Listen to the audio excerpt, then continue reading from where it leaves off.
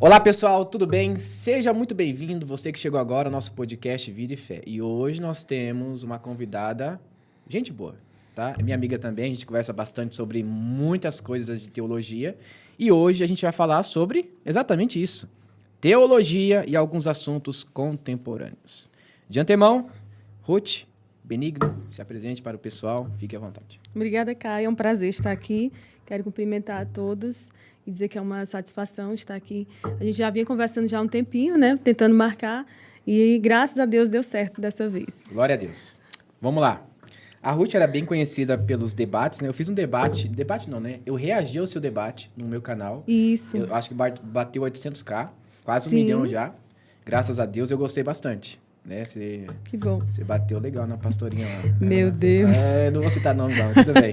Abafe. Vamos lá, começar com uma pergunta que é uma pergunta importante. Eu acho que muitas pessoas têm dúvidas sobre isso. Qual é o papel da mulher no lar e também na igreja? Com o avanço do feminismo, parece que a mulher perdeu a sua identidade. Então, qual o papel da mulher no lar e na igreja? Então, Caio, Provérbios 14, versículo 1 diz que a mulher sábia edifica a sua casa. E quando a mulher edifica, quando nós construímos qualquer coisa, a gente constrói sobre algo que já está ali estabelecido. Então, a mulher edifica a casa sobre o fundamento que é a autoridade do esposo.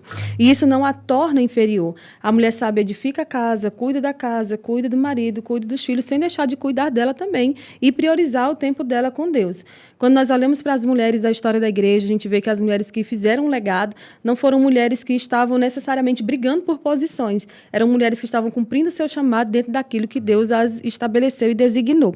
Então, na igreja, uma mulher pode ensinar outras mulheres, ensinar crianças. Eu sou da defesa de que a mulher ela pode, sim, também pregar na igreja. Nós temos um papel ali a exercer, desde que nós estejamos sob a autoridade do marido, sob a autoridade constituída por Deus para a nossa vida, que não é necessariamente está brigando por status ou por posições como a gente vê hoje. E grande parte das mulheres que a gente vê hoje, Caio, brigando por status, por posição, para chegar e galgar lugares, na maioria dos casos são mulheres até mesmo despreparadas, né? Eu vejo muito isso, principalmente no contexto pentecostal e neopentecostal. Então, o papel da mulher é cumprir o seu propósito de ser mãe de filhos, de ser esposa e de ser uma profissional também secular, por que não? Né? Se ela estiver ali em acordo com o esposo, que ambos trabalhem, que ambos cumpram o seu papel, mas a mulher precisa entender que, embora ela trabalhe fora de casa, ela também precisa cuidar da sua casa e dos filhos. Você acha que essa influência da mulher sair do seu lar e procurar novas oportunidades, não que seja errado isso, claro que não, mas parece que a mulher perdeu a sua identidade. Você crê que isso é fruto do feminismo que está na sociedade aí, de uma forma implícita? Você crê nisso? Então, eu vejo que essa briga, essa disputa, né, por a mulher exercer até mesmo posições de trabalho fora do lar e em igualdade com os homens, ela veio sim do feminismo, que briga, né, por papéis iguais para homens e mulheres, para que as mulheres tenham as mesmas oportunidades, mas o feminismo só quer essas oportunidades quando é em locais específicos, né? Eu não vejo as mulheres brigando para estar, de repente, aí trabalhando com a retroescavadeira ou pegando peso, ou fazendo tanta coisa. Então, assim, eu vejo que elas brigam por igualdade, mas de uma certa forma, por exemplo, a mulher tem o seu esposo, acontece um barulho de madrugada em casa, quem é que vai sair lá fora? Ela ou o marido? Então, assim, tem casos em que as mulheres ficam brigando por posições e eu vejo que muita coisa é fruto também da laquera e do feminismo, mas, na grande maioria, também é o coração da mulher que é inclinado já ao pecado, que é inclinado a querer ser não igual ao marido, mas querer ser até mesmo igual a Deus, né? Que foi o caso de Eva. Não, os teus olhos vão se abrir, tu vai ser como Deus. Então, assim, o feminismo veio só para acabar de abrir esse leque aí e mostrar e revelar o que realmente está no coração de algumas mulheres, inclusive na igreja. Tá, saindo da sociedade, agora entrando no meio eclesiástico, igreja, tá? Você crê também que a ideia do pastorado feminino é um braço do feminismo que invadiu as igrejas? Sim, e eu vi ali bem explicitamente nos 5 primeiros minutos do debate, né, eu debatendo com uma pessoa sobre esse assunto, e a pessoa disse, mas para a mulher votar, ela é importante, mas para a mulher pastorear uma igreja, não pode, porque não, é só o cargo, é só o título e tal, mas não é só isso, a gente vê que desde a história da igreja, que desde a Bíblia mesmo, né, ela regulamenta ali quais são as posições para que o homem, né, sempre no sexo masculino, né, que o homem foi chamado por Deus para pastorear, para liderar bem a sua casa, e todos os requisitos para o ministério para o sexo masculino, e ali eles ficam querendo usar gênero e palavras, e pegar particularidades ali, traduzir como que seja algo apto para todo e qualquer gênero, mas, na verdade, Caio, o que eu vejo é que a mulher poderia muito bem parar, né, de exercer essa disputa e cumprir o seu chamado dentro daquilo que Deus estabeleceu para ela. O fato do meu marido ser pastor e eu ser auxiliar dele não me inferioriza em nada, porque Deus nos criou iguais em papel, iguais em essência, mas diferente em papéis, né? Eu tenho o meu papel como esposa e o meu marido tem o dele. Mas dentro da igreja hoje o que há uma disputa de mulheres, em grande parte despreparadas, que querem exercer posições que era para o esposo estar à frente, exercendo. E eu vejo com isso muitos homens omissos, porque na maioria dos casos as mulheres dizem, eu vou fazer porque se eu não fizer ninguém faz. Mas você está fazendo porque o seu marido está sendo omisso, porque você mesmo está criando um homem omisso dentro de casa, né? Você sempre quer dar a última palavra, você sempre está querendo se sobressair diante dele. Aconteceu um caso de que um amigo compartilhou, que numa igreja neopentecostal, a esposa do pastor mandou ele calar a boca no meio do culto. Ele estava dando os avisos, ela disse, não, cala a boca, bem que não é assim, não. Já pensou, Caio? Imagina eu fazendo isso com meu esposo ou a tua esposa fazendo isso contigo no meio do culto. Isso não existe, né? Existe ali algo que foi estabelecido por Deus. Existe a submissão que não me inferioriza, mas ela mostra e ela revela o que realmente está no meu coração. Então, dentro das igrejas neopentecostais e em algumas até mesmo pentecostais, né, que está aí já os pastores aceitando as mulheres como pastoras, eu vejo que quando uma mulher se levanta como pastora, como cabeça ali mesmo na igreja, aí, em alguns casos, e na maioria deles, o negócio desanda. Porque as mulheres, elas são dominadoras. Isso não é o que digo. Isso a gente vê de Gênesis e Apocalipse, as mulheres querendo exercer como Eva, né? A Eva, para mim, é o principal papel. É o principal exemplo, na verdade, de alguém que quis, né, se ensoberbecer e ali veio só...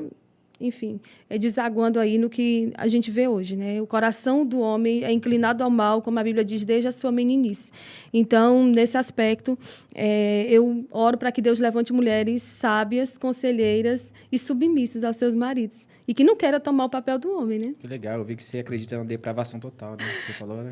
Eu acredito. E legal é o seguinte, quando a gente olha o papel da mulher na Bíblia, a gente vê que a primeira coisa que fez a mulher cair, é claro, logo, posteriori, né? Adão foi a curiosidade em saber como que é ter poder, né? Sim. Porque a serpente diz o seguinte, olha, se você comer do fruto do maçã, você será como? Deus. Então, parece que já queria ali subestimar uma autoridade que não era dela, ou Sim. deles, né? Porque ali nós temos ali um conjunto, Isso. é um casal. E diante disso, como que a gente pode, então, Ruth, ter uma cosmovisão bíblica? Isso aqui já não estava no programado. Script, tá? Mas como que a gente pode ter uma cosmovisão nos dias de hoje sobre a ideia do papel da mulher na igreja, de como ela pode ser efetiva, tá? Efetiva, porque não estou falando da questão pastoral, de pastorear, mas como ela pode ser efetiva na igreja em outras áreas. Então, há tantas áreas para a gente trabalhar. Eu vejo assim, olha, eu trabalho muito com mulheres do círculo de oração. As mulheres do círculo de oração, elas estão em todas as áreas da igreja. Elas estão desde o lanche que elas fazem, até o lanche que elas mesmas fizeram e vão vender, e depois vão cobrar o pessoal que ficou devendo. Trabalham com crianças, trabalham na limpeza, trabalham na recepção. Então, assim, elas podem estar envolvidas em várias áreas. No nosso ministério, por exemplo, a gente fala de cargos, né? Tem mulheres em vários cargos, em várias lideranças na igreja. igreja, mas eu não preciso e não tenho que estar brigando por aquela única coisa que é como se fosse o fruto proibido, né? As pessoas ficam brigando por aquilo. Então, assim, na igreja eu posso desenvolver meus dons e talentos cantando, limpando, até porque o trabalho dos bastidores nunca é bem disputado, né? Como o trabalho da linha de frente, mas as mulheres, elas podem também trabalhar nos bastidores e sabendo que nós receberemos do Senhor a recompensa. Uhum. Há uma recompensa que vem das mãos do Senhor, e se eu busco aplauso, se eu busco a aprovação do homem, se eu busco a recompensa do homem, então continue fazendo aí o que você quer, do jeito que você quer. Mas se você quer receber do Senhor a recompensa, o galardão por aquilo que você está fazendo, exerça os seus dons nos bastidores, e quando Deus vê, porque eu vejo assim, eu confio muito na soberania de Deus. Quando Deus entende e vê que o meu coração, eu estou servindo de coração ao Senhor, sem esperar recompensa de ninguém, fazendo tudo aquilo que vem às minhas mãos com as minhas forças, o próprio Deus, ele entende e ele me leva a lugares mais altos. É isso que Deus tem feito na minha vida. E eu espero que as mulheres, cada uma de nós, venhamos esperar o nosso tempo, porque no tempo o Senhor honra, o Senhor prospera. Agora, para cumprir o chamado na igreja de forma efetiva, eu só preciso ter um coração inclinado, obediente, não contendeiro, porque eu vejo muitas coisinhas acontecendo. O meu esposo disse que onde tem mulher tem confusão. E assim, o que eu vejo mesmo é que o nosso coração, né, principalmente no meio pentecostal, o coração das mulheres pentecostais precisa ser mais trabalhado nisso. A gente não precisa ser visto para trabalhar para o Senhor, nem ser reconhecido. Diz que o lugar de ser reconhecido é no IML, né? Mas ninguém quer ser reconhecido lá. Ô, Ruth, eu ia fazer uma pergunta ainda sobre essa questão da mulher na igreja, mas eu vou pular isso e eu falo sobre outra coisa depois, tá? Nós temos, né, visto aí nas igrejas algumas práticas que para mim são anacrônicas. Algumas práticas anacrônicas. Por exemplo, tu coloca lá dentro da igreja neopentecostal, não é muito típico no pentecostalismo, mas no neopentecostalismo, sim. Tá entrando pouco no meio pentecostal, mas são poucas igrejas. Artefatos judaicos, né? Então, eles não entendem o contexto, por que foram usadas aquelas coisas e acabam colocando na igreja. Mas também tem a questão do próprio cristianismo, onde as pessoas colocam artefatos e costumes que não são mais da nossa época. Por exemplo, a mulher usar véu. A gente está falando aqui sobre um assunto, né, da igreja do véu e tudo mais. Eu não vou falar mais porque já está saturado. Você acha correto hoje em dia a mulher usar o véu? E se você acha correto, por que sim? E se você acha não, por que não? Então, a gente entende que não faz sentido hoje a mulher usar o véu, porque isso é algo cultural, foi algo específico para aquela época. Então, hoje, o véu, o substituto do véu, no caso, seria a aliança, né? Porque, assim, as mulheres, elas demonstravam ao usar o véu também que elas eram mulheres casadas, eram mulheres comprometidas. Então, ali mostra que a mulher é comprometida e que a mulher não está se portando de forma indecente. Por que que o véu era específico para aquela cultura? Porque naquela cultura, a parte sensual da mulher era a nuca, né? Elas cortavam o cabelo, as prostitutas, né? Elas cortavam o cabelo ali mais curto, elas tinham aquela parte ali como a parte sensual do corpo. Então, as mulheres iam para a igreja e utilizavam o véu, e isso foi substituído. Nós estamos vendo um novo tempo, nós estamos vendo a nova aliança. E em Cristo tudo se fez novo. A gente não precisa estar trazendo a arca da aliança para dentro da igreja. Eu prego em bastante igrejas que ainda tem algumas culturas assim, algumas práticas assim. A gente vai fazer o Yom Kippur, a gente vai fazer a festa dos pães asmos, a gente vai fazer tanta coisa. E eu fico olhando, gente, mas qual o sentido de trazer isso para cá? Nós não somos judeus, né? Nós somos alcançados por Cristo, pela graça, éramos gentios, mas a graça do Senhor nos alcançou e é isso que tem nos trazido e nos sustentado até aqui. Se nós tivermos que trazer essas práticas para cá, o sacrifício de Cristo foi em vão. Né? Então, assim, qual a necessidade do uso do véu? Porque eu uso o véu para ter reverência. Eu posso ter reverência quando eu me comporto na igreja de forma adequada, mas eu não preciso expor a minha reverência necessariamente usando um véu. É igual as pessoas dizem, eu chamo a esposa do meu pastor de pastora para honrá-la, mas eu vejo gente chamando a esposa do pastor de pastora e descendo a ripa depois pelas costas. Então, eu honro a esposa do meu pastor quando eu oro por ela. E isso eu faço em secreto. Isso não tem ibope, isso eu não preciso estar demonstrando ou falando, olha, eu estou lhe honrando porque eu estou orando por você. Não. Não é assim. Então, assim, nesse contexto, eu vejo cada aberração acontecendo no nosso meio. São pessoas querendo fazer também, até mesmo o jejum de Daniel, por exemplo. As pessoas acabam generalizando aquilo. Não, vamos fazer como se a mesma coisa que aconteceu com Daniel fosse acontecer com a gente nos dias de hoje. Então, a gente tem que tomar muito cuidado e se deixar levar pelo que a Bíblia diz e não pelos nossos sentimentos ou por aquilo que a gente acha que é correto. É por isso que eu uso bastante, em todo lugar que eu passo, a fala que Jesus falou para os saduceus: vocês estão errando porque não conhecem as Escrituras. E quem não conhece as Escrituras, não conhece o poder de Deus. Então, se deixa levar por qualquer coisa. A igreja ali está fazendo o jejum de Daniel, vamos todo mundo para lá. Não, não é assim. Eu gostei dessa última frase das Escrituras. Tem uma frase de Lutero. Ele fala assim, quem não estuda a Bíblia confunde heresia com a voz de Deus. Verdade, é forte. Opa, não vou estudar a Bíblia, beleza. Aí qualquer coisa que o cara fala lá no púlpito, nossa, vem de Deus. Às vezes não é, né? Justamente. E é interessante, um dia, eu tive coragem de estudar um pouco sobre mitologia grega. Eu não gosto, mas eu tive que estudar para fazer um vídeo. Eu ganhei um livro na Bahia agora de um amigo sobre esse assunto. Em Corinto, por isso que eu toquei nesse assunto, que é um assunto delicado. Eu nunca tinha visto essa ideia sua sobre aliança, mas é legal. Sim. Nessa época, as prostitutas, né, que estavam ali, elas adoravam a deusa de Afrodite, Sim. que é a deusa do amor e tudo mais. E o que elas faziam durante os momentos ali de liturgia no sacerdócio da Afrodite? Elas raspavam o cabelo. Elas pegavam o dinheiro que ganhavam ali, porque assim, Corinto era uma cidade portuária, então as pessoas vinham de fora, então tinha tudo quanto a gente ali. Sim. E iam ter relação com as prostitutas, ganhavam o dinheirinho, as prostitutas iam lá, compravam porcos, aves, né, rapinas, como diziam na época, cortavam ali, lançavam o sangue sobre o altar de Afrodite, e elas faziam isso sem o cabelo. Era tradição raspar o cabelo. Sim. Por isso que Paulo fala o seguinte, olha, mulheres, orem com véu, para fazer a diferença entre mulheres que eram casadas e mulheres que eram prostitutas. Só que você for da aliança, eu achei muito legal. Eu não sabia dessa teoria. Pois é, eu aprendi. Muito boa. Mas olha, boa, se a gente considerar também o caso de quando Jesus fala, Jesus fala às 7 igrejas, né? E a um dos pastores, ele diz assim, eu tenho contra ti o tolerar de Jezabel. Na maioria das igrejas, o diabo trabalha de fora para dentro. Mas nessa igreja, o diabo trabalhava de dentro para fora através de uma mulher. Uma mulher, quando ela quer, ela faz um estrago muito grande. O pessoal costuma dizer assim, mas a missionária ali, acho que ela tem algo contra as mulheres. Não, eu sou mulher. E eu tenho essa feminilidade. Eu busco ser amada, eu busco ser aceita. O pessoal acha que eu sou briguenta, sabe, Caio? Porque eu vou nos lugares, eu falo assim com mais firmeza. Mas, na verdade, eu conheço muito esse contexto feminino. Eu viajo hoje de norte a sul do país. E nos lugares onde eu vou, se eu tiver um tempo de mesa, alguém vai me trazer um relato de que uma mulher, em algum momento da igreja, naquele ano, naquela situação, trouxe algo desfavorável para a igreja. Porque o diabo sabe o potencial da mulher, através da mulher que veio o Salvador. E é por isso que o Senhor fez aquela promessa, do ventre da mulher nascerá um que esmagará a cabeça da serpente.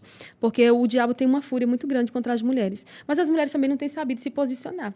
Por exemplo, Jezabel era uma mulher ali que, quando a gente vê ela no Antigo e no Novo Testamento, ela está manipulando, ela está fazendo tudo, né? E assim, na igreja em específico, há não o espírito de Jezabel, que a Bíblia não fala sobre o espírito de Jezabel, fala sobre a doutrina, né? Algumas mulheres hoje, quando se infiltram em ambientes eclesiásticos despreparadas, elas criam e projetam no coração de muitas mulheres o quê? O empoderamento. Elas trazem o feminismo para dentro das igrejas. Elas trazem assim coisas que, quando a gente vê, destoa de tudo aquilo que a Bíblia ensina. Da prática da mulher piedosa, amorosa, da mulher que cuida com amor, que serve com amor. Eu vejo mulheres assim, fazendo coisas terríveis. E eu oro para que Deus levante mulheres mansas, sábias, conselheiras, porque a Bíblia diz que as mulheres mais velhas têm que ensinar as mais novas. E eu tenho uma dificuldade de aprender com algumas mulheres mais velhas, porque tem mulheres mais velhas de oração, mas que amam saber de alguma coisa para sair passando para frente. Então, eu peço muito a Deus que levante nessa geração mulheres que sejam dignas de confiança. A primeira qualidade da mulher virtuosa, em Provérbios 31, versículo 10, mulher virtuosa quem achará? Versículo 11, o coração do marido confia nela. E se o coração do meu marido confia em mim, é porque eu sou confiável em todo lugar. Porque meu marido conhece o pior que existe em mim. E se ele ainda assim confiar em mim, é porque verdadeiramente eu sou uma mulher moldada por Deus na confiança. O interessante é que ele usa, quando você lê Provérbios, parece que a cada capítulo é um tapa na cara. Né? Ele fala assim, olha, a mulher que tem um... Não sei se é o comportamento, é uma palavra que ele usa no hebraico. A mulher virtuosa é a coroa do marido? Não, é outra coisa, na verdade. Ele fala uma mulher richochunda, alguma coisa assim. No hebraico tem é como se fosse uma coisa pejorativa. É como goteiras. Sim. Só que no hebraico não é o que traduzido é bem mais pejorativo. É tipo uma mulher maldita, e tá falando, né? É melhor morar numa casa que goteja do que com uma mulher rixosa. Isso. E a palavra é bem pejorativa. E é interessante que, quando você vai ler a Bíblia, a Bíblia em si, gente, querendo ou não, no judaísmo, tem sim uma opressão às mulheres de um certo modo. tá? Não quer dizer que as mulheres não eram respeitadas e que não havia justiça para as mulheres. Existia, sim. Entretanto, sempre teve a ideia primordial de homens. Então, vocês podem perceber que quando tinha o sacrifício ao deus Moloque, quem era entregue era o primogênito, era homem, não era a menina. Sim. No 8º dia, apresentava todo menino em Israel, circuncidava.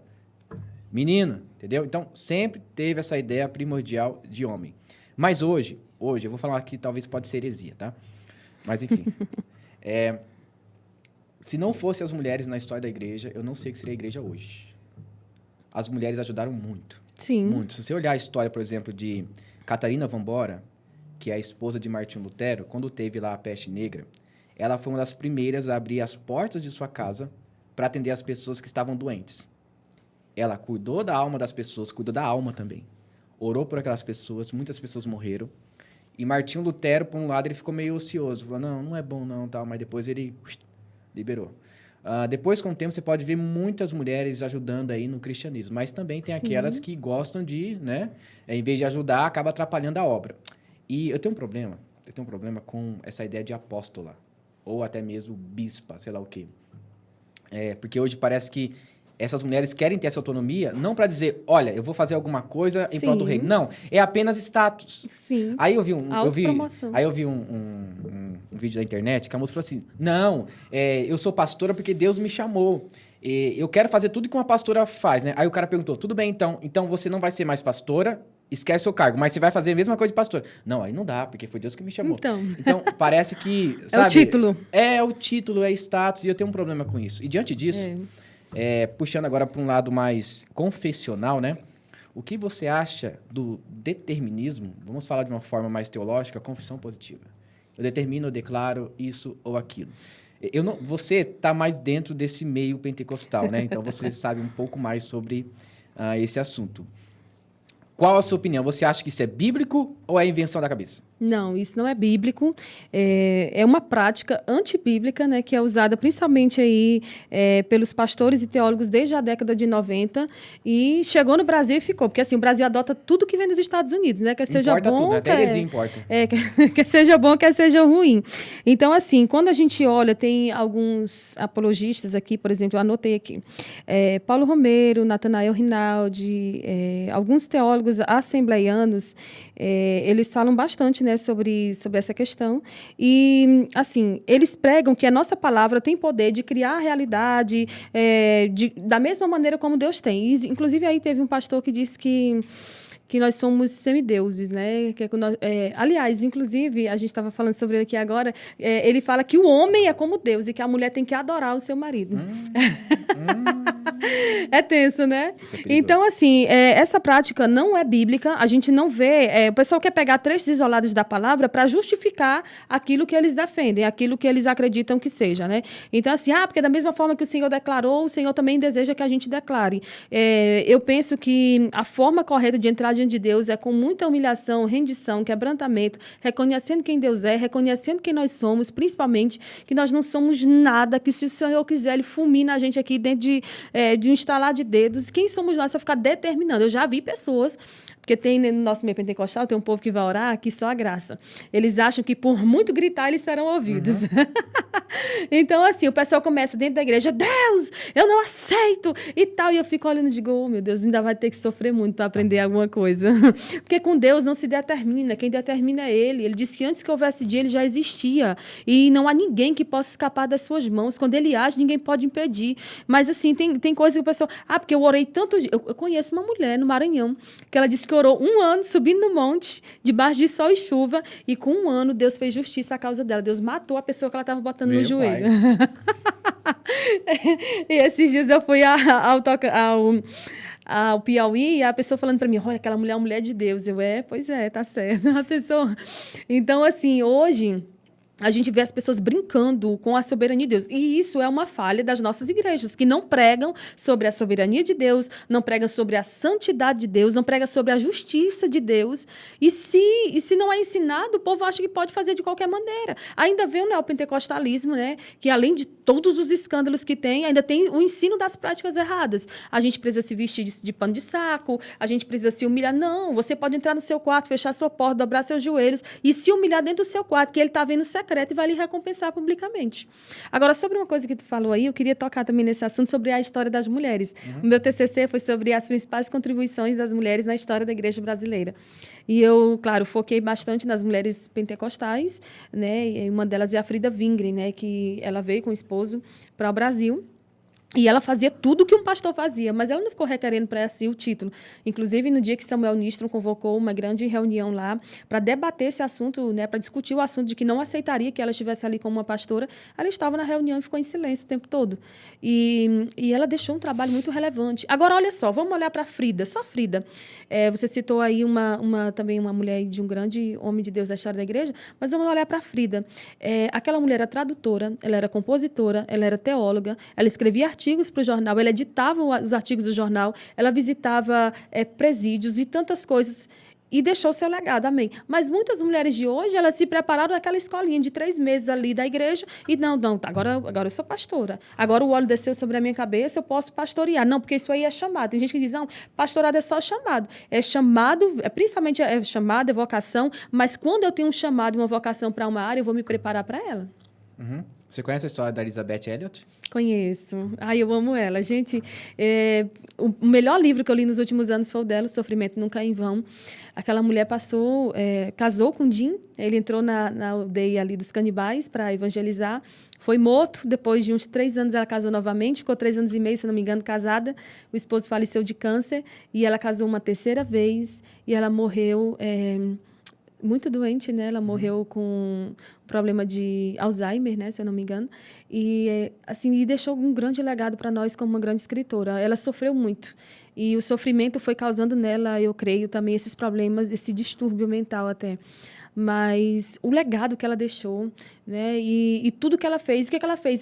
Quando o marido morre, acho que em menos de 1 ano depois, ou um pouco mais de 1 ano, ela entrou na aldeia para evangelizar e ganhou, inclusive, o índio que matou o marido dela para Jesus. Então, assim, você estaria disposta a isso? Você que fica brigando por status? Esses dias, o Instagram me manda muita coisa assim promovida, sabe? Aí me mandaram lá uma promoção de um anúncio que foi feito para Gramado, né? Aí estava lá. A mulher, quando dizem que eu não posso ser pastora, como eu respondo? Eu falei isso no debate a última vez que eu fui. A mulher, eu pensei que a mulher, ficar miserável, ia pegar um texto bíblico e explicar.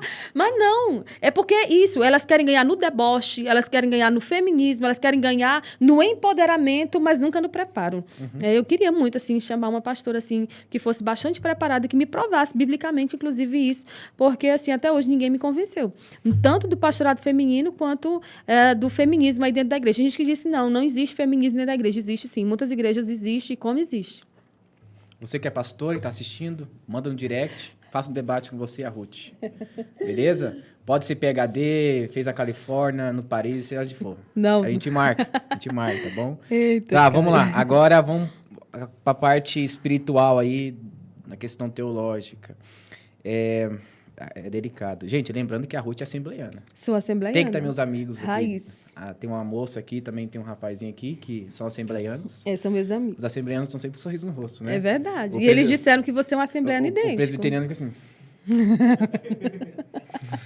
Eles disseram, aquele rapaz é idêntico ao assembleiano.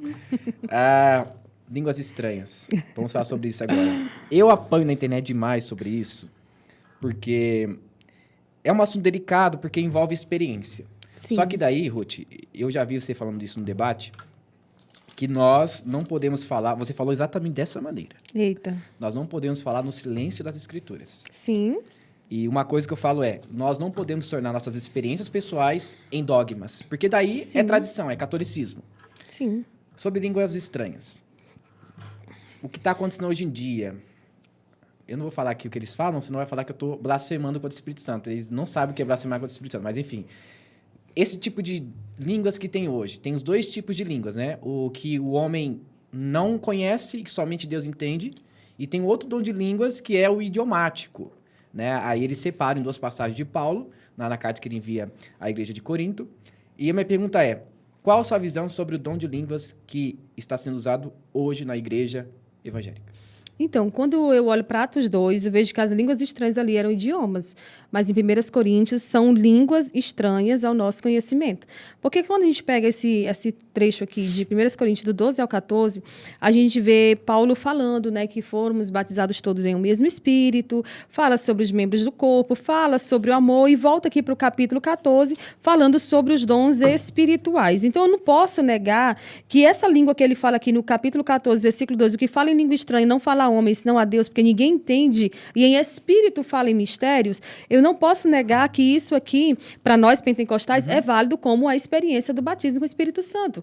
Quando nós olhamos para a Bíblia, tanto o Antigo quanto o Novo Testamento, todas as vezes que alguém tinha uma experiência de batismo com o Espírito Santo ou de um enchimento de poder, os principais aspectos, as principais demonstrações eram profetizar e o falar em línguas. Então, assim, os dons espirituais para o crente não pode ser algo que fica em desuso ou a gente vai tratar isso com detrimento em relação aos outros dons. Pelo contrário, Paulo diz, ele fala contra as pessoas que se utilizavam desse dom de uma forma desordenada e que não tinha ninguém no local, no ambiente para interpretar. O que ele diz? Fale um por cada vez e que haja intérprete. Ou, se não, fale você só e fale o Senhor. E ele mesmo diz, dou graças a Deus porque falo em línguas muito mais do que vocês. Né? Então, assim, como é que eu vou considerar que essa língua aqui era uma língua idiomática, sendo que Deus conhece todos os idiomas? Então, ele poderia muito bem falar no idioma dele com Deus.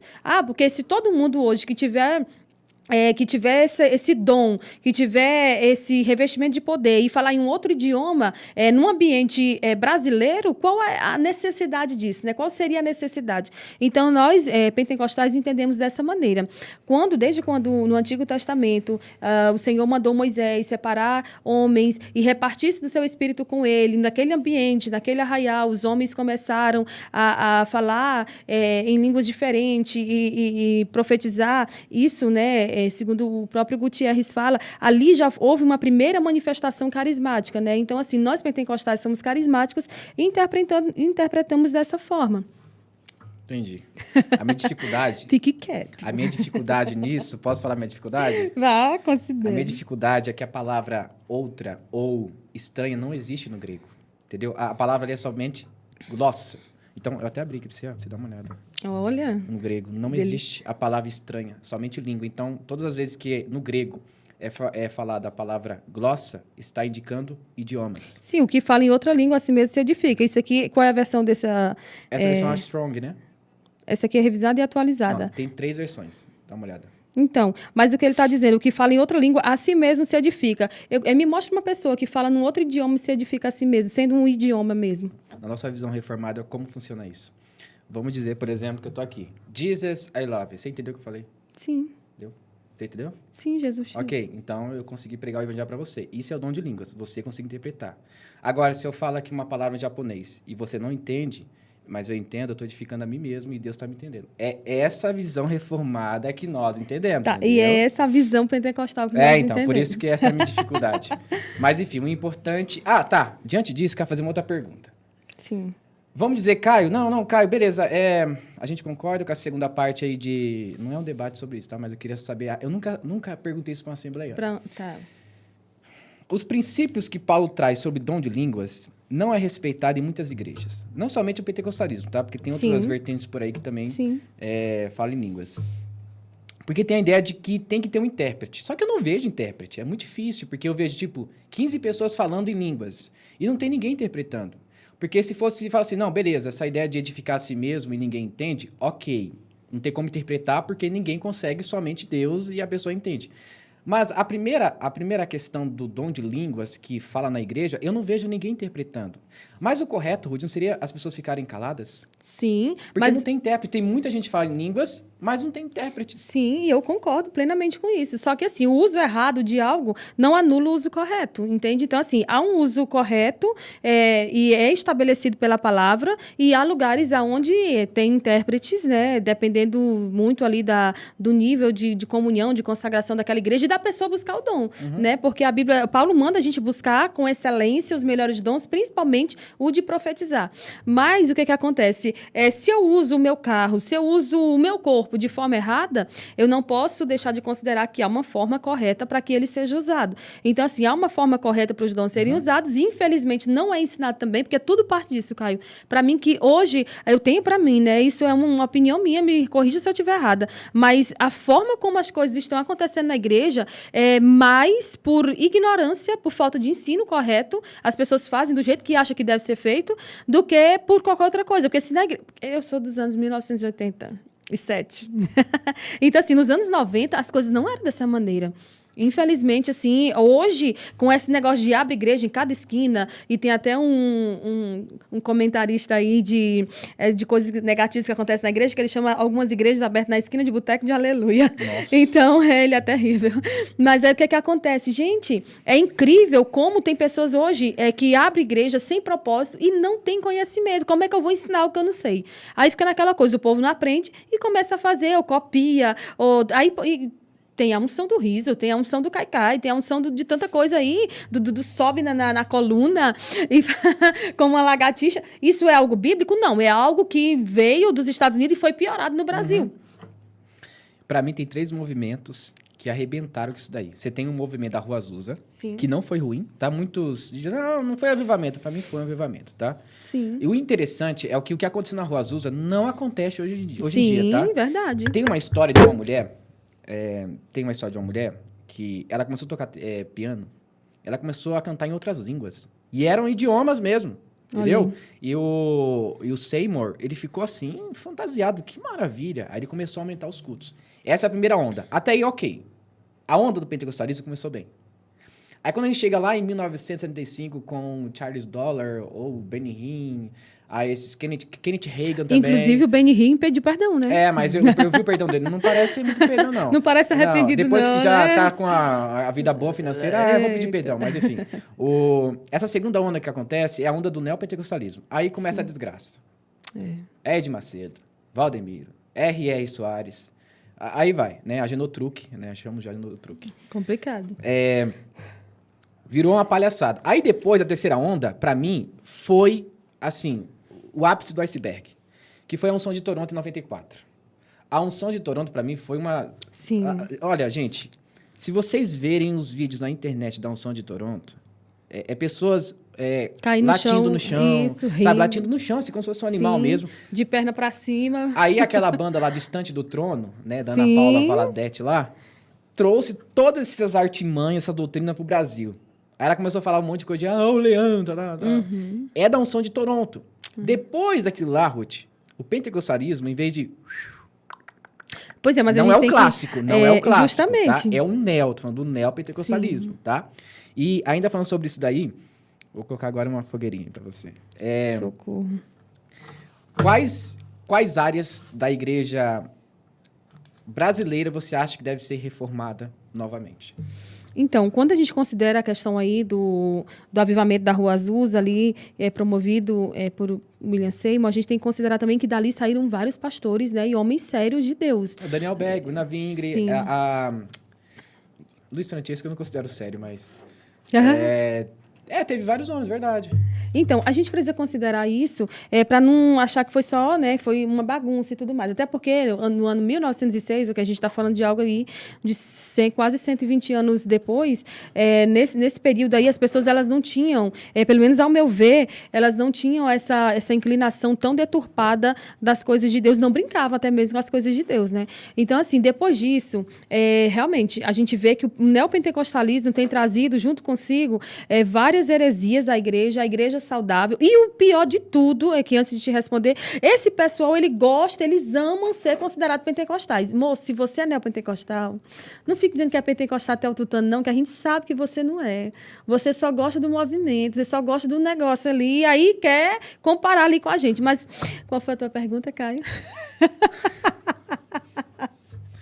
Quais são as áreas da igreja que você acha que deveria ser reformada? Principalmente a área do ensino, do estudo bíblico. Porque, assim, você vê que numa igreja como a presbiteriana, batista, eu falo isso para onde eu passo.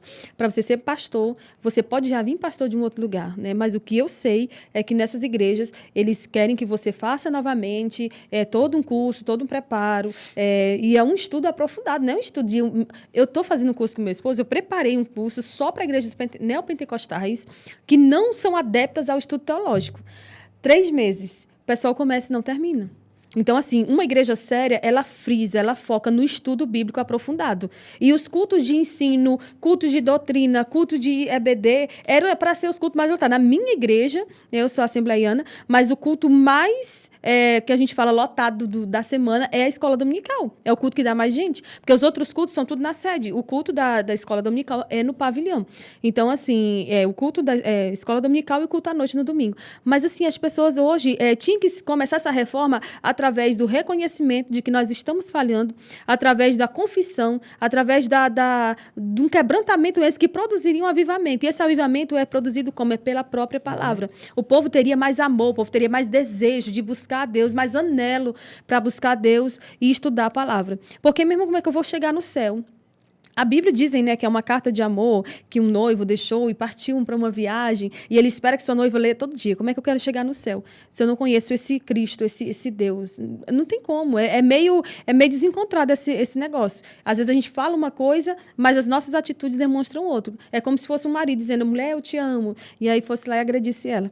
Então, é algo totalmente distorcido. Ou a gente vive aquilo que a gente realmente prega, ou então, cada vez mais acontecerão falsas profecias, que o forte ali do neopentecostalismo. Se eu sou homem de Deus, já viu lá aquele que tu acabou de citar? Se eu sou homem de Deus, em 30 dias Deus me abate. Não, que 30, 3 dias. Era 3? 3, Não, mas eu já vi ele falando 30 muito. também. Nossa. Oh, Deus abate a minha casa. Deus... Gente, para de brincar, Eu acho que gente. não deu tempo dele morrer, ele aumentou os dias.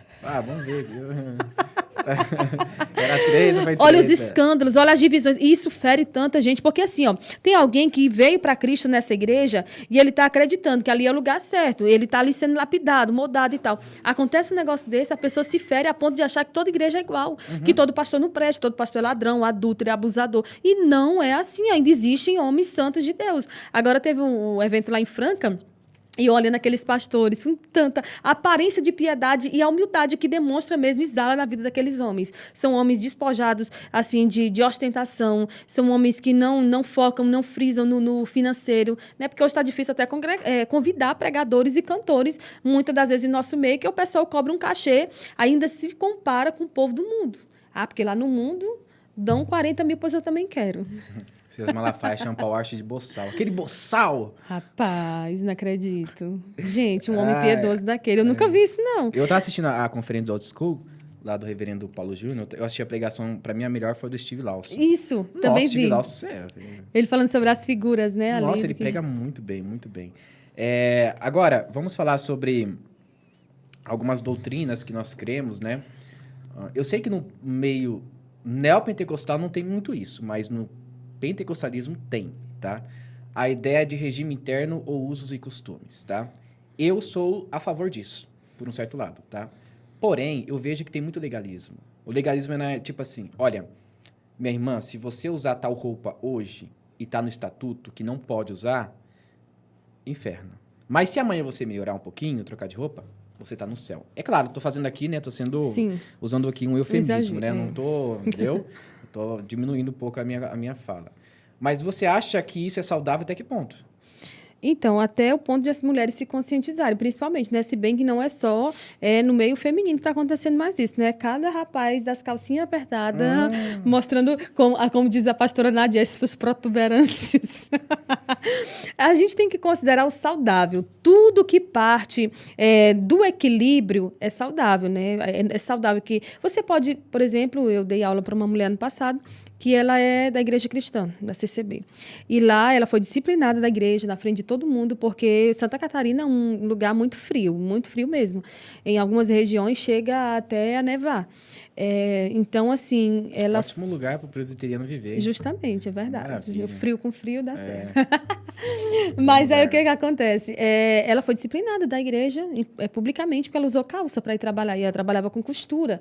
Então, assim, tudo isso, tudo que é extremo, tudo que não parte do que está na palavra, que não é estabelecido pela palavra, a gente tem que desconsiderar. E a gente tem que procurar lugares saudáveis para se congregar.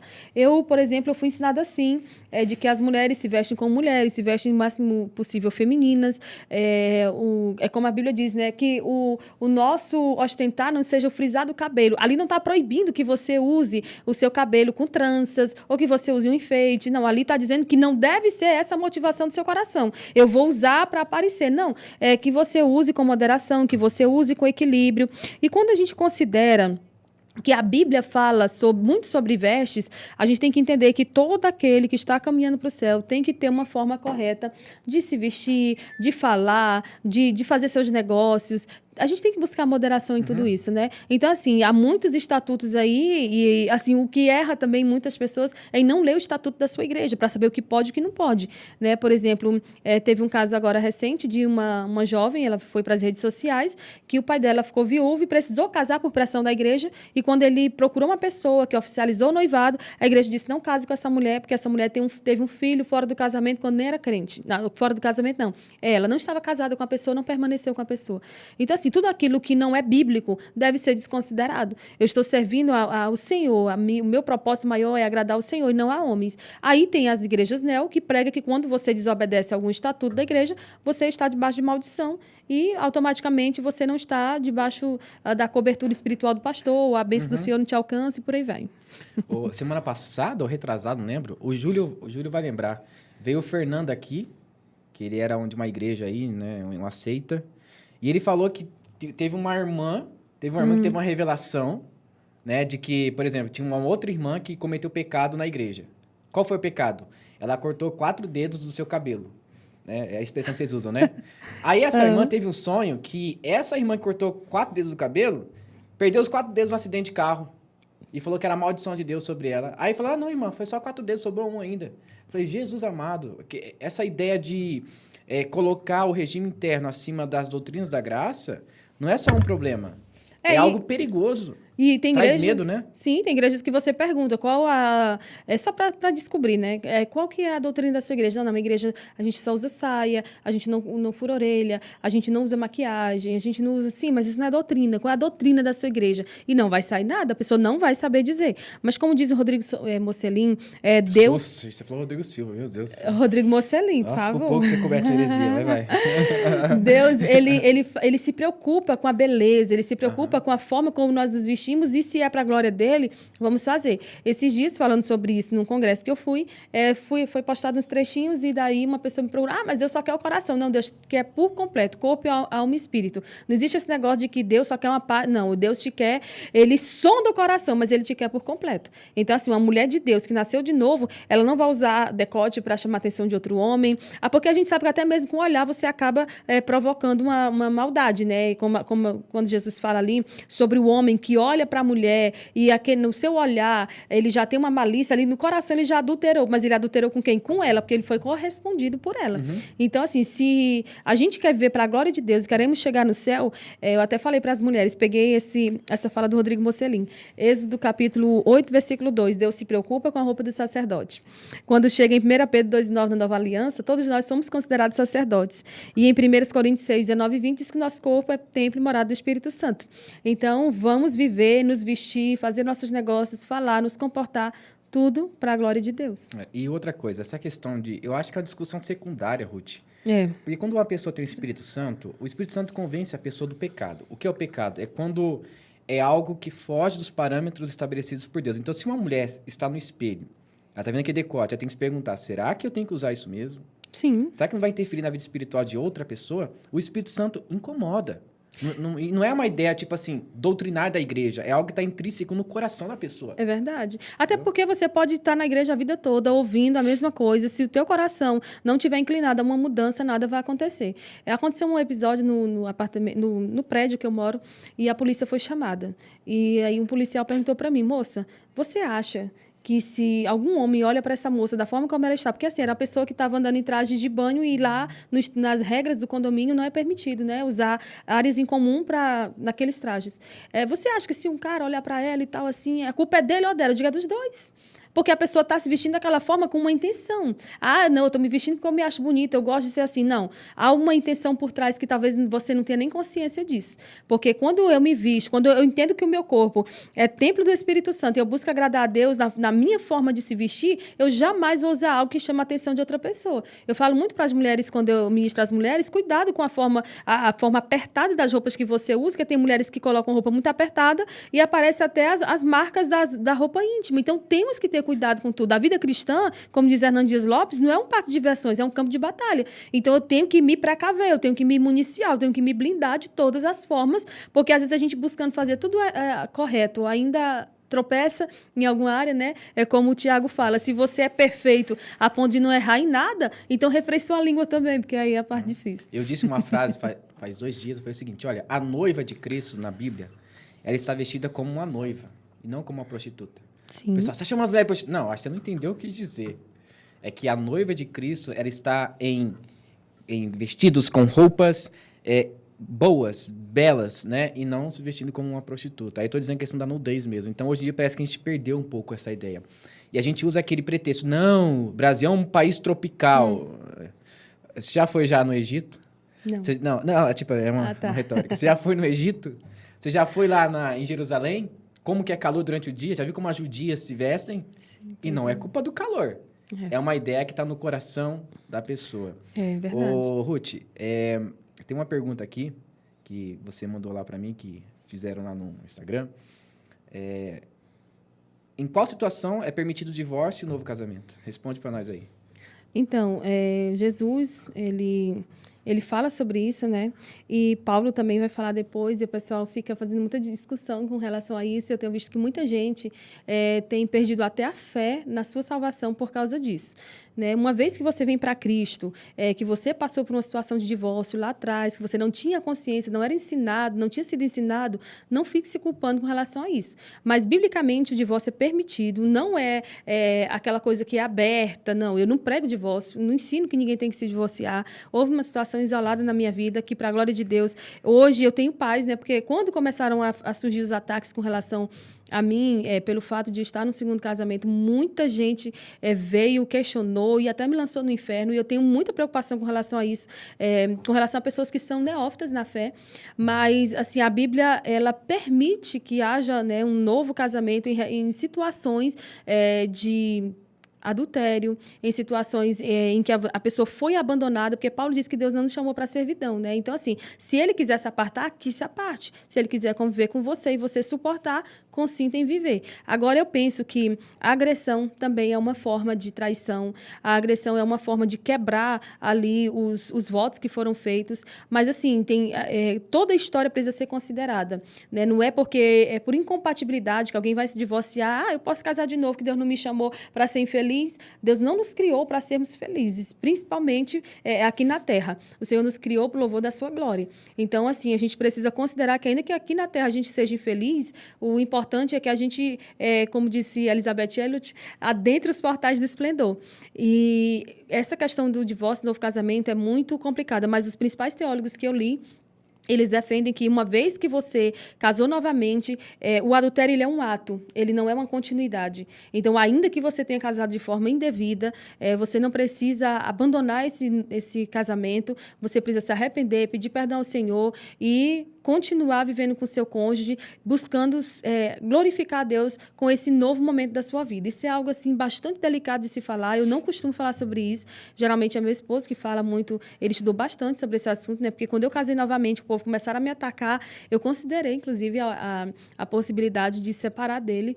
E a gente foi, assim, até as últimas vias mesmo. Procuramos o pastor Hernando Dias Lopes e tantos outros teólogos para saber e respirar aliviado, né? De que não, nós não estamos indo para o inferno por causa disso, né? Mas tem gente aí que separa por incompatibilidade, está no terceiro, quarto casamento, e o povo não considera. O povo quer considerar porque, né, de uma certa forma é alguém que está querendo ensinar teologia e tudo.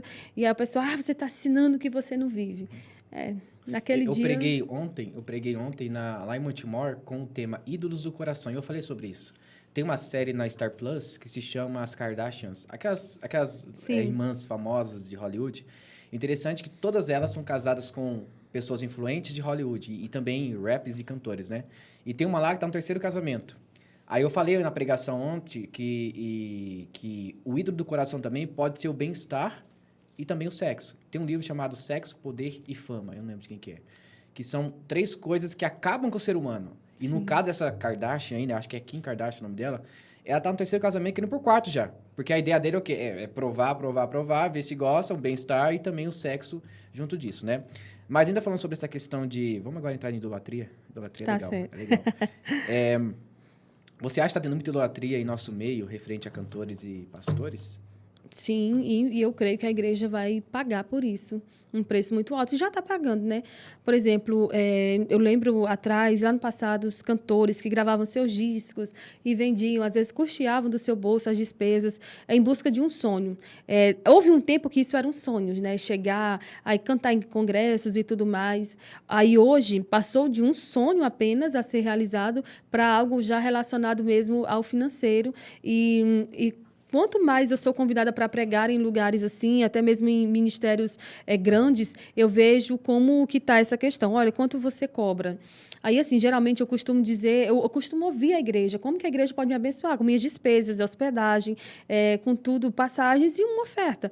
Mas aí as pessoas já dizem, não, então assim, me diga qual foi a média das últimas ofertas que você recebeu. Porque eles querem uma métrica, porque está todo mundo lançando. Eu estava, essa semana passada, como eu já falei, no Piauí, e eu ouvi uma esposa de pastor presidente dizendo, como foi o teu evento, o evento que eu tinha de ministrar?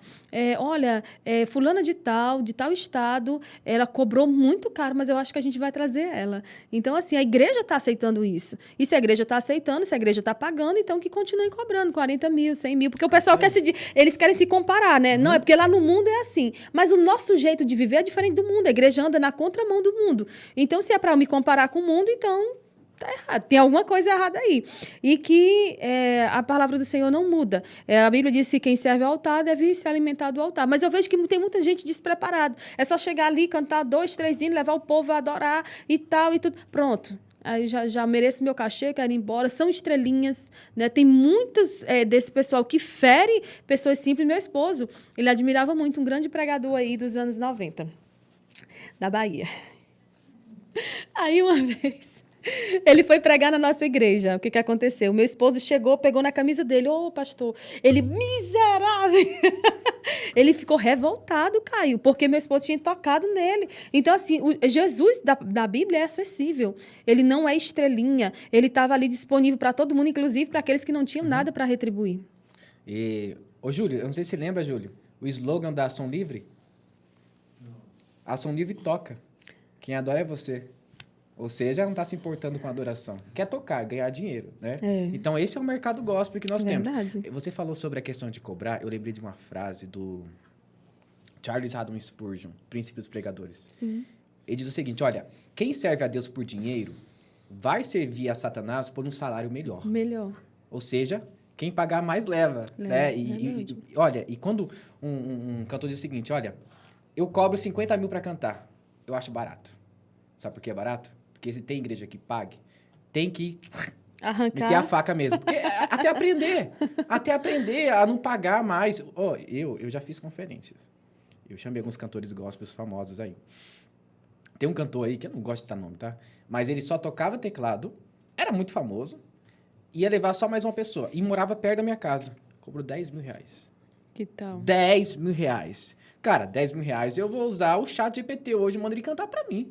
E eu pago 100 reais por mês, pelo amor de Deus, não dá. E, gente, tá um absurdo, porque o mercado gospel hoje se tornou um negócio. E é um negócio... Sabe quanto que gerou o mercado gospel em 2022? 3 bilhões de reais no Brasil. Altamente lucrativo, né? Demais. Agora, com essas plataformas de streaming aí, né? Sim. Spotify, Deezer e tudo mais, eles estão ganhando muito mais. Verdade. E olha só, isso aqui é uma denúncia. Tá? Uma coisa grave está acontecendo, eu já percebi. Por exemplo, hoje vai ter o culto lá na Assembleia, né? Vocês transmitem ao vivo, não, né? Na minha igreja, sim. Então, o que acontece? Quando você transmite ao vivo um culto de qualquer igreja, quando você canta qualquer música gospel, dá copyright no YouTube. Isso. Se o culto teve 15 mil visualizações, toda aquela receita do culto vai para a música do cara.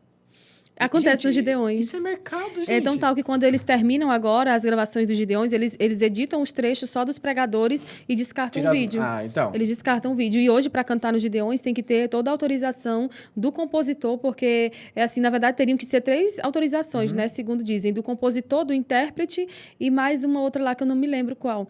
Mas hoje a gente canta lá mediante a autorização mesmo. E eu acho incrível isso, porque, assim, esse evangelho de luxo, de glamour, não é o evangelho que Cristo veio estabelecer. E eu creio que a igreja vai pagar por isso. Até porque os anônimos, tem muita gente aí boa que se prepara. Tem. Olha, Caio, eu hoje, por exemplo, eu passo horas, no mínimo 4 horas por dia, tendo que estudar para atender a demanda de igrejas que eu vou, porque tem muita gente que cobra altos cachês, mas não tem compromisso de pregar o tema do congresso que a pessoa convidou ele para pregar. Ele não respeita a noiva de Cristo. Tem pessoas que deixam no hotel contas para pagar, eles raspam tudo que tem no quarto. Eles consomem bebida. Às vezes, homens andam com mulheres que não são as dele. Então, tudo isso será computado. As pessoas, elas perderam a noção do que é a santidade de Deus e do que Deus vai cobrar. Deus é justo. Aí o pessoal fica, esse negócio de Deus é amor, Deus é amor. Mas vamos lá, eu passo horas estudando, eu compro muitos livros todo mês. Eu tenho uma mesa, assim, que não comporta mais os livros, tem uma estante de livros, e eu fico, poxa, eu tenho que melhorar, eu tenho que estudar. E o pessoal, às vezes, pega uma mensagem copiada, copia ali, bota porque em alguns contextos pentecostal, basta o cara falar bem, que já chamam ele e promove ele. Isso aqui tem unção, olha a voz. Inclusive para cantar, né? Se tiver aquela voz assim mais americanizada, eu penso, nossa, fulano tem unção na voz. Então, assim, tá muito distorcida a coisa. E tá saturado, né? Tá saturado, porque a geração que tá surgindo aí é uma geração que é Ctrl-C, Ctrl-V. Copia de todo mundo, só muda algumas palavras ali e por aí vai. Falando ainda, eu queria tocar esse assunto porque eu nunca conversei com a assembleiana para fazer umas perguntas legais. Eu converso muito com batista, com metodistas, com presbiterianos, mas assembleianos é mais difícil. Meu Deus. Isso é legal. Vou fazer umas perguntas legais. Eu vi uma pregação de eu não vou falar o nome dele, mas o pessoal vai lembrar. Ele falou que Jesus tinha uma casa na praia. Você vai lembrar já que é, né? E eu vejo muita distorção, Ruth, de muitos pregadores, porque falta estudo bíblico. Você acha que muitos pregadores hoje em dia, eles sobem no púlpito e eles não preparam o sermão? Com certeza. São pessoas que repetem o mesmo sermão inúmeras vezes. Porque, assim, eu repito algumas vezes a mensagem. Por exemplo, eu já fui convidada para ministrar num mês 3 vezes sobre o mesmo tema, por exemplo. Então, assim, eu aperfeiçoo aquela mensagem. Mas tem gente que sobe, que, pegou uma mensagem de alguém, copiou, e às vezes tem gente que copia, eu já vi casos aí de cortes da internet, a pessoa copia até a forma, né? Eu lembro que quando a Damares surgiu aí nesse cenário, ela cantava dando um soquinho. Na verdade, até hoje, ela canta e ela coloca muita força. Eu costumo, todo cantor que canta num tom mais agudo, às vezes a gente põe uma força, né, para extrair a voz assim com mais clareza, enfim. Damares, que é cantora? A Damares, cantora. Ela dá murro até hoje em teologia, né? Sabor de mel é um murro na teologia, né? Não, ela dá soquinho no vento. Pelo amor de Deus, gente. Ela dá soquinho assim no vento. Herética, cara. Aí, mas o que acontece? Muitos cantores, eu morava no Maranhão, sou natural do Maranhão, e muitos cantores no Maranhão queriam cantar igual ela, dando murrinho no ar e fazendo volta. Então, assim, tá cheio hoje de gente, como tu falaste, copia e cola. É só colando, é só copiando, é só... não, se deu certo com fulano, vai dar certo comigo também. Infelizmente, é isso que o mercado gospel quer, né? Quanto mais um cantor, um pregador, tiver mais bem vestido, ostentando, mais aquele cantor, aquele pregador vai ter oportunidade. Eu vejo muito... nos Gideões, é um papo que passa do pobre ao rico, do simples até o mais luxuoso. E a gente vê que em muitos contextos, aquelas pessoas que têm mais prestígio, elas são colocadas em lugares assim mais honrosos em detrimento de outros, não pela liderança em si, mas isso é um costume, é uma prática de que aconteça. E o Senhor, eu fico muito com essa palavra, os olhos do Senhor estão em todo lugar. O Senhor vê quem pesa e usa balança enganosa, em quem promove um em detrimento do outro, e tudo isso vai ser cobrado naquele dia. Vamos falar sobre soteriologia? É um assunto bom. Assunto bom. Diga aí. Nós temos, em alguns ambientes hoje de liturgia, né, algumas pregações muito católicas. Essa é a verdade, a ideia de salvação pelas obras, né? Como que você relaciona isso, as obras, com a graça? Você acha que elas andam juntos com a graça ou precisamos realmente fazer muitas obras para fazer valer nossa salvação? Como você entende isso? Então, a doutrina cristã da salvação é pela vida e pelas obras de Cristo, né? Então, assim, eu creio que a vida cristã é um conjunto, né? Nós precisamos...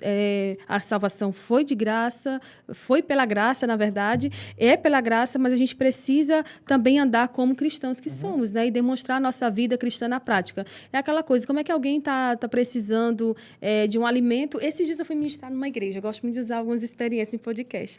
Fui ministrar numa igreja, chegou lá um rapaz com a cabeça enfaixada, sangrando e com um animal no braço. Colocaram o rapaz lá na frente, começaram a tirar foto e tal, e falaram, olha aí, é uma vida e tal. Aí, quando eu peguei a oportunidade, disse, gente, ele é uma vida, vocês já serviram água para ele está com sede. Quando terminar esse culto, vocês vão levar ele no hospital, no pronto-socorro, porque ele precisa ser, né, ter a cabeça enfaixada, ver o que foi isso. Vocês vão dar um alimento dele, na hora ele levantou. Todas as igrejas me maltratam e tal, e começou a falar e tal. E eu fiquei, terminou o culto, eu fiquei esperando para ver o que eles iam fazer. Eu tive que ir embora, porque não fizeram nada. Então, assim, como que eu posso dizer que ama Cristo se eu menosprezo uma pessoa que está numa situação dessa? Ou então eu digo, vai com Deus, que Deus te abençoe. Né? Eu demonstro que sirvo a Cristo quando também eu faço boas obras, quando também eu ajudo pessoas. A situação que aconteceu no Rio Grande do Sul, ela mostrou, de fato, o coração do Brasil. Né? Muita gente se uniu para ajudar. Mas não, a salvação não é só pelas obras, né? Porque tem gente que é assim, no espiritismo é assim, né? O pessoal, eles fazem boas obras, né, para que eles alcancem a salvação, no budismo e tantos outros lugares. Mas a salvação, ela foi pelas obras de Cristo, ela é pelas obras de Cristo, ela é pela graça de Cristo unicamente, mas todo salvo, ele demonstra na sua maneira de viver as suas boas obras. E dizem não, isso é bíblico, que as obras seguem as pessoas que foram eleitas por Cristo. Sim. Aí fala assim, não, mas a gente tem que fazer boas obras para que a gente seja salvo. Não. Eu entendo o seguinte, uma pessoa que foi salva, ela faz boas obras porque ela foi salva. Sim. Quem não faz boas obras não é uma pessoa salva. É verdade. É a ideia de que, por exemplo, não, você é cristão, você creu em Cristo, então você tem que fazer isso ou aquilo para ser salvo. Mas daí não é Cristo, aí é eu. Aí não tem mensagem da cruz, é a mensagem narcisista que eu faço por onde para que o céu seja tomado à força. Deixa eu falar uma coisa para você. O que você acha daquelas visões da Nadir?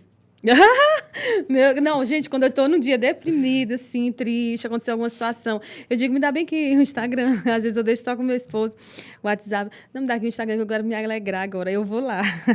Não dá pra levar a sério, né? Vai arder no inferno! E ela fala com tanto ódio. Ia dar uns apelidos lá, cara, que eu nunca ouvi, cara. Terra Seca, Urubu-Pongá. Gavião! Nossa, eu fui ver umas coisas. Eu fui ver no Google o que é. É um bicho feio, mano. Meu pai. Eu acho que ela é esquizofrênica, não é possível, sabe? E ela é fruto da Deus e Amor, né? Tem muita gente da Deus e Amor que vem com esse modelo, assim, de que é muito o exterior, é muito a questão de... Eles julgam bastante, assim, quem não vive como eles.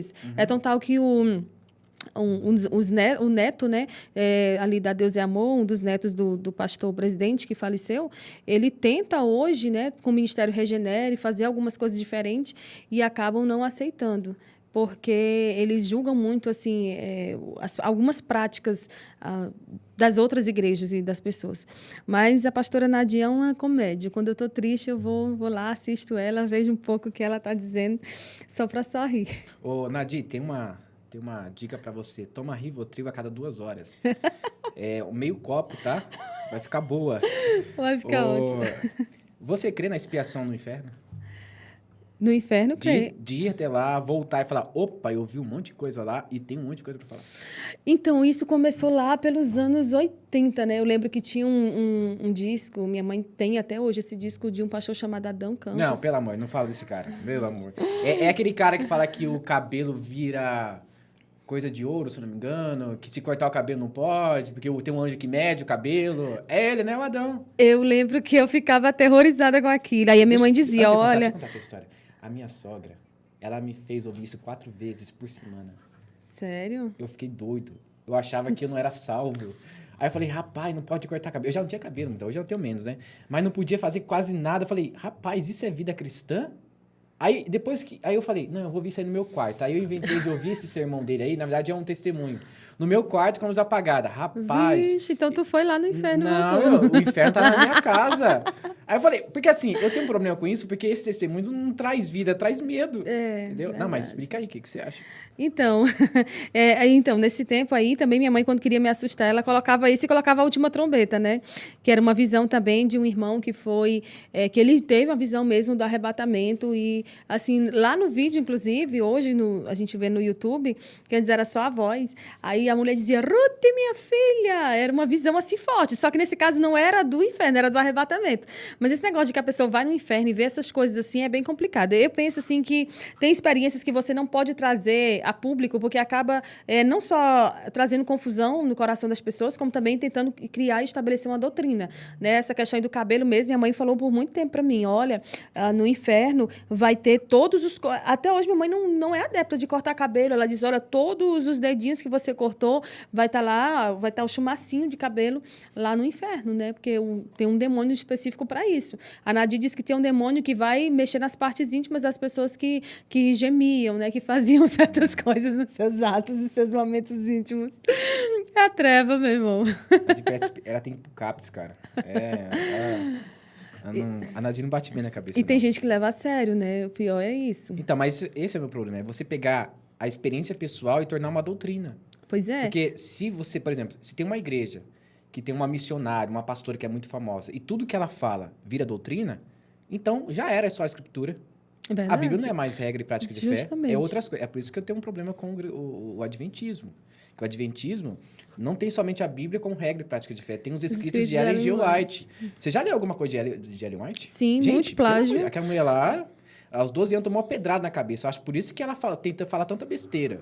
Pelo amor de Deus, gente. Tem algumas mulheres da história da igreja que a gente não pode, assim, muito ouvir ou considerar. Porque toda história tem dois lados, né? Então, assim, geralmente essas mulheres que tiveram tantas heresias, você vai olhar para o outro lado da vida dela, teve muita coisa a desejar. Por exemplo, a fundadora da Quadrangular tem muita coisa envolvendo também o nome dela, né? A Aimee Semple? Ela morreu precocemente.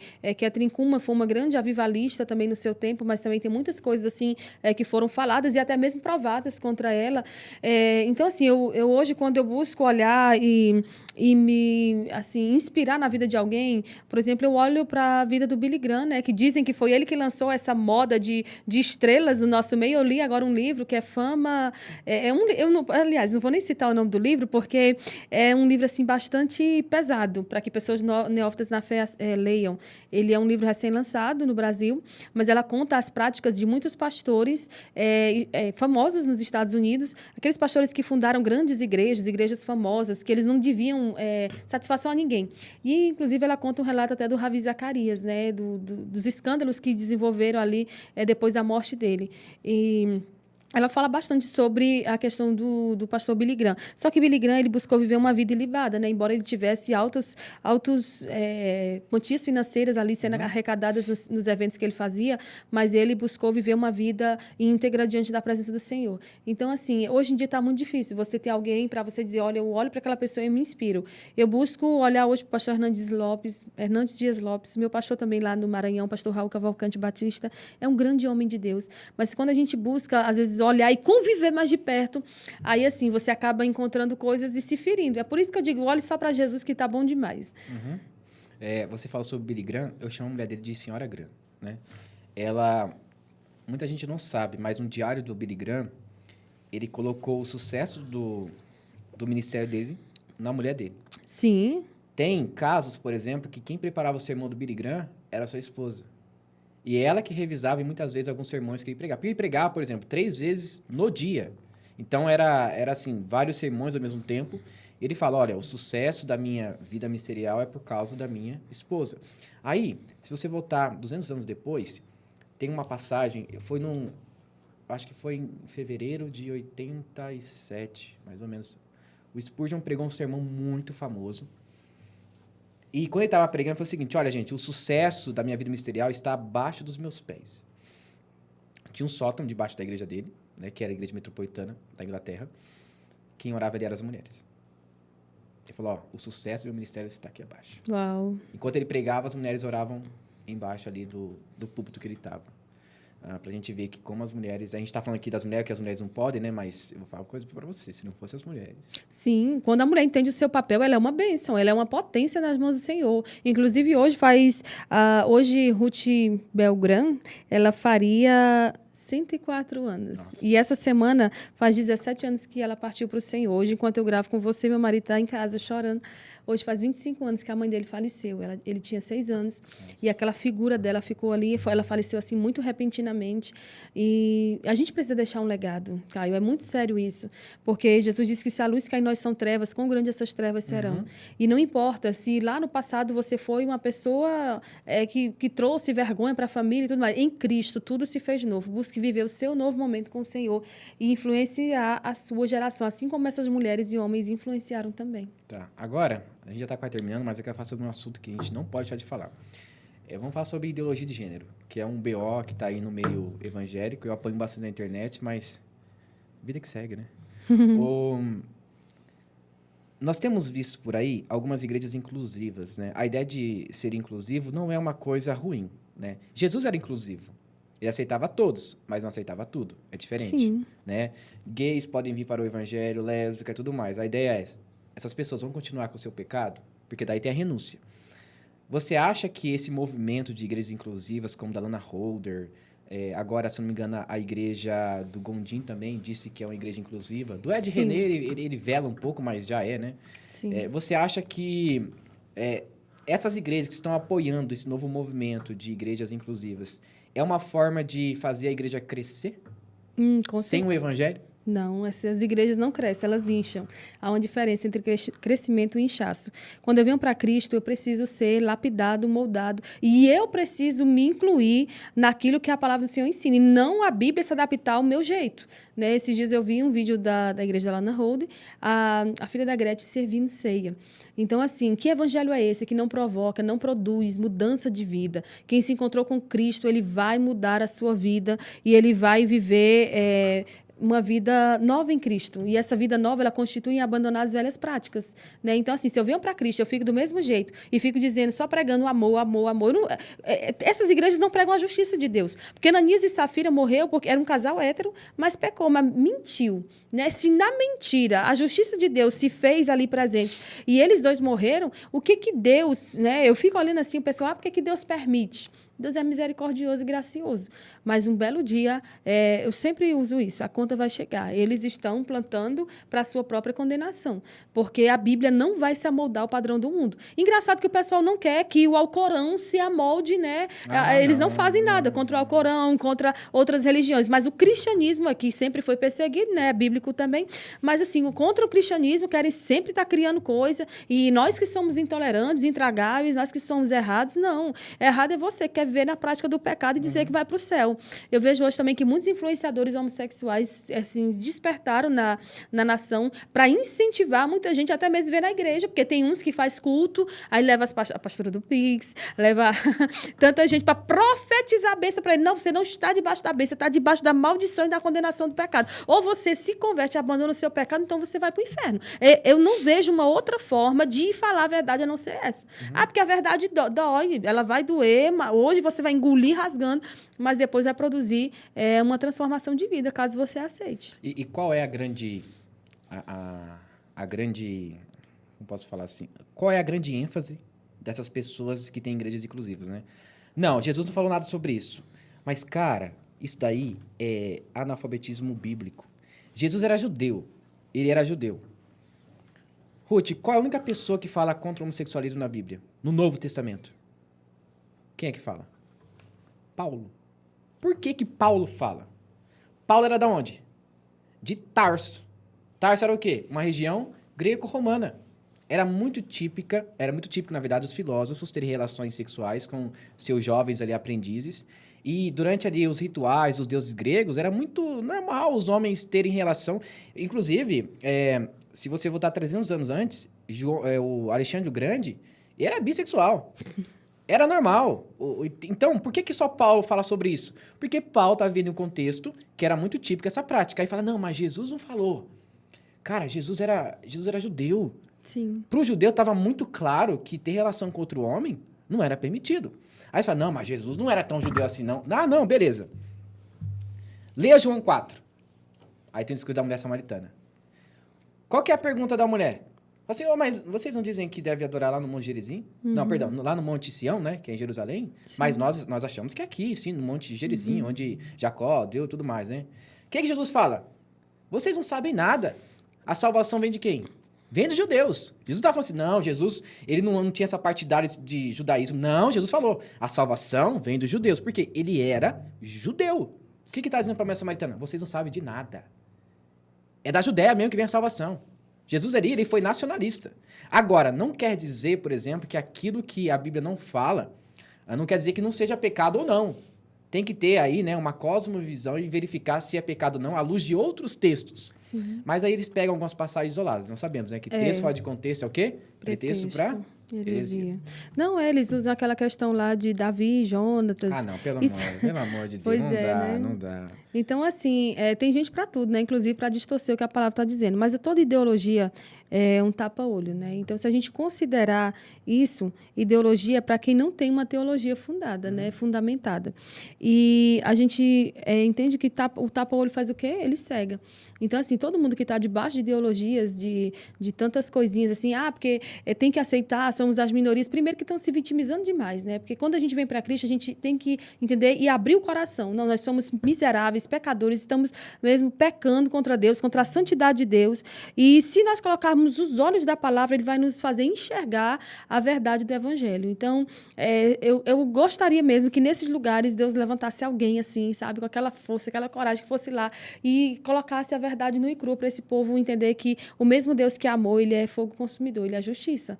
Então, não tem como viver desse jeito e ficar ensinando ainda outras pessoas, né? Tem que tirar a venda aí dos olhos e começar a reconhecer seu estado de pecado e depravação e se voltar para Jesus o quanto antes, né? Porque a gente está todo mundo numa fila invisível que qualquer hora a senha vai ser chamada. Eu vi uma piada de um cara que falou o seguinte, olha, se a Bíblia fosse uma Bíblia gay, seria assim, no princípio criou Deus os céus e a terra, capítulo 2. Deus criou Adão e Eva, capítulo 3, fim. Não tem procriação, acabou tudo. Então é complicado, né? O cristão, ele deve abandonar as ideologias e olhar mesmo só para a teologia, né? A gente precisa entender que toda ideologia ela vai ter um basta quando chegar a verdade da palavra. E tem lugares que o problema não é só a ideologia mesmo, é o mundo espiritual mesmo que está aí cegando pessoas e mandando para o inferno, né? Porque não tem como. Você veio para Cristo, você precisa ser transformado. E o caso dessa mulher aí é pior ainda, porque ela conhece a verdade, né? E ela foi uma grande pregadora, né, nos Gideões, enfim. E hoje ela está ali ensinando e respaldando todo o seu ensino à luz da palavra. E hoje as pessoas fazem o que querem, né? Distorce a palavra a seu bel prazer. Mas essa graça é limitada, né? Como dizem vocês. Olha, é forte. Chegará o tempo do acerto de contas, né? Não, e deixa a ela pregar graça... hoje na Assembleia, não, viu? Ela é presbiteriana. Tá errado. Deixa eu te falar, sabe como eu comecei a estudar teologia? O meu maestro, meu produtor de músicas, né? Eu era cantora. E aí ele me apresentou, né? As doutrinas da graça. E eu fiquei apaixonada por aquilo. Comecei a estudar. Não tem jeito mais não sou assembleana mais não. Aí eu comecei a estudar o outro lado, né? Porque tudo, eu penso assim, não tem como eu dizer que sou calvinista, sendo que eu só estudei o lado reformado. Então, vamos estudar também. Aí eu fui, eu sou pentecostal, eu sou arminiana. E amém. Estamos tudo caminhando para o mesmo céu. A Ruth vai pregar hoje na Assembleia. Você quer vir aqui falando da sua igreja? Não é minha? De quem que é a igreja? Não, eles são daqui de Campinas. Ah, eles são de Campinas. Eu achei que você era alguma coisa na igreja. Não, ela vai me levar. Não, se chamar ela aqui, ela desmaia. Ah, não, tá. Perdão, minha irmã, perdão. Onde vai ser a igreja? Você lembra de cor? É em Capivari. É em Capivari? É Capivari. Que eu vou em Capivari? mostrar. Mas não é... Ah, não, Matão foi de onde vocês vieram, né? Não, a gente... Campo Grande, né?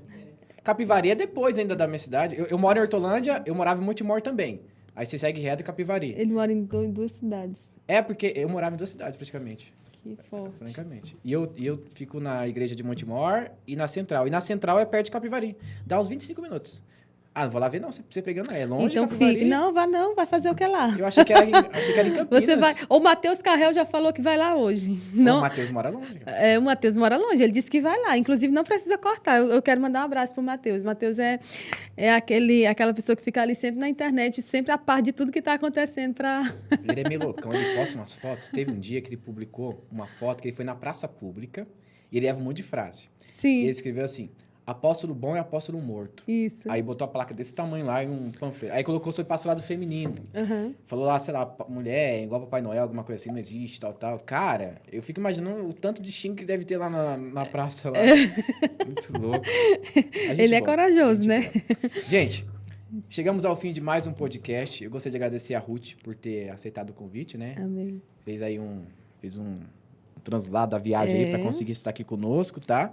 Segue a Ruth lá, tá? Ruth, fale um pouco sobre as redes sociais, onde as pessoas podem encontrar, Instagram, Facebook, Twitter. Fala, pessoal aí. Então, pessoal, hoje a rede social que eu mais utilizo é o Instagram. E também tem o YouTube, né? Meu YouTube é Missionária Ruth Benigno. E o meu Instagram é Miss Ruth Benigno, tudo junto. Ó, próximo debate com a Ruth, hein? Ó. Feminismo na igreja é bíblico? Manda seu arroba lá no Instagram, eu vou ver seu perfil e eu vou chamar a Ruth. Ah, a segunda opção. Eu nem esqueci. Feminismo bíblico. A segunda... Ah, igreja inclusiva é bíblica? Pronto. Pronto, arrumou pra você? Bora lá, minha gente. Ô, Lana Holder, vem aqui. Vem, Lana Holder. Eita, pai. Vai ser bom. Gente, muito obrigado por vocês terem participado do podcast, tá bom? Deixa o like, se inscreva no canal e ative as notificações. Até mais, Deus os abençoe.